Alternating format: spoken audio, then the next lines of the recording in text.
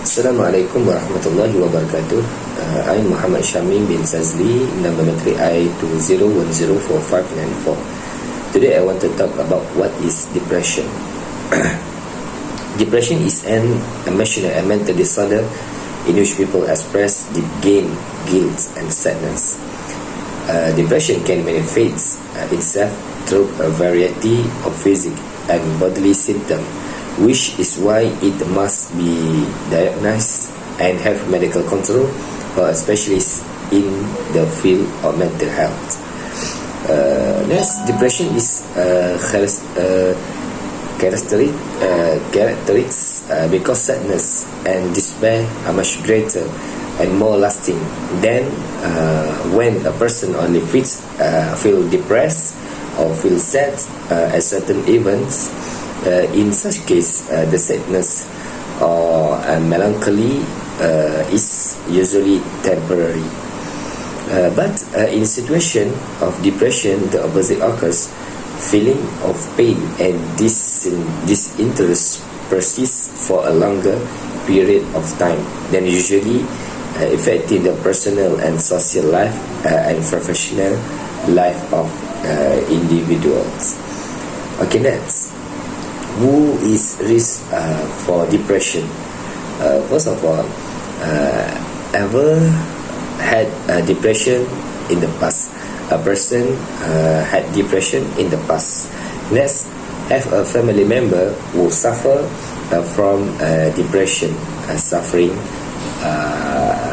from chronic diseases like cancer, diabetes. Next, kidney pain, stroke, heart disease, or bronchial pain. Next, sudden loss of limbs, the sudden death of a loved one, and then feeling of sadness during adolescence after childbirth. Next, economic person who have a economic crisis. And then person who divorce. Next, household problem, family problem, drug and alcohol abuse, taking certain medication, victim of abuse, stress in the workplace, have experienced abuse as a child, and last, tendency to easily worry. That's the type of person who is at risk for depression. That's all from me. Thank you. Well, I will continue the next presentation on the topic of how to overcome the problem of depression in Islam. And among the guidelines outlined in Islam, the first is to do zikr, because with this zikr can treat these mental illnesses by using the verses of the Quran. Establish prayers, recitation of remembrance, common prayers, and as outlined by Islamic law. Next, prayer. With the prayer of Allah subhanahu wa ta'ala will help and protect us as His servant to overcome any problems of depression, provided we strive and pray with full confidence to Him. Furthermore, wudu and salawat. For physiotherapy, use the Islamic approach to the practice of reciting the Quran, ablution, and increasing salawat on Rasulullah sallallahu alaihi wasallam as a form of effort to get closer to Allah subhanahu wa ta'ala. In addition, keeping healthy.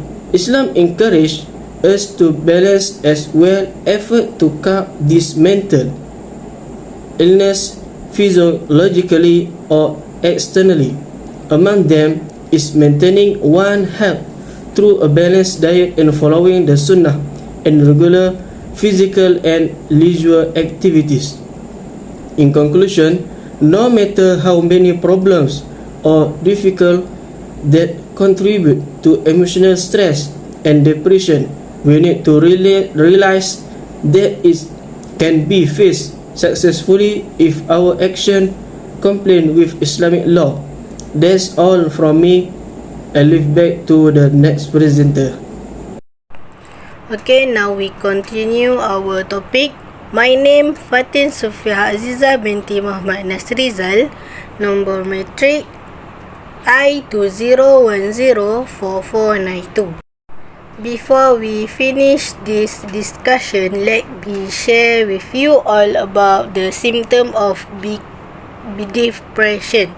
Among them, first, difficultly sleeping or insomnia, causing the body to quickly become tired, fatigued and lethargic. Second, guilt at all time, failure and self-pity, feeling tired for life, desperate to get on with life. Then lost focus, easily distracted in performing tasks. Also loss of appetite, causing weight loss. And last, lost interest in things like not all mental issues are the same of term crazy. Society need to understand the basic of mental symptom. The problem of extreme anxiety, depression and stress is not crazy term. Alright, that all from my group. Thank you for watching us. Thank you and Assalamualaikum.